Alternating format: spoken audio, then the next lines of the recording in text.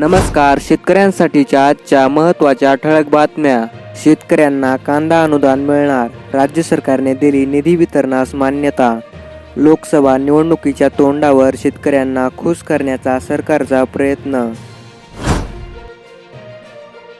शेतकऱ्यांना पीएम किसान योजनेचा 17वा हप्ता मिळवायचा असेल तर शेतकऱ्यांनी ई-केवायसी करून घेणे अनिवार्य असणार आहे. शेतकऱ्यांसाठी मोठी आनंदाची बातमी. एल निनो संपला. यावर्षी मान्सूनमध्ये जोरदार पाऊस होईल. हवामानशास्त्रज्ञ एम राजीवन यांनी दिली माहिती. 400 जागा जिंकून मोदी हेच पुन्हा पंतप्रधान होणार, नितीन गडकरी यांचा दावा. आजचे कापूस भाव. अमरावती कमीत कमी दर 6,800, जास्तीत जास्त दर 7,325, सर्वसाधारण दर 7,062.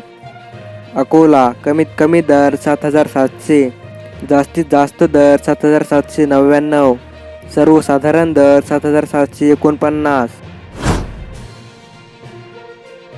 सिंधी शेलू कमीत कमी दर 6,500, जास्तीत जास्त दर 7,520, सर्वसाधारण दर 7,450.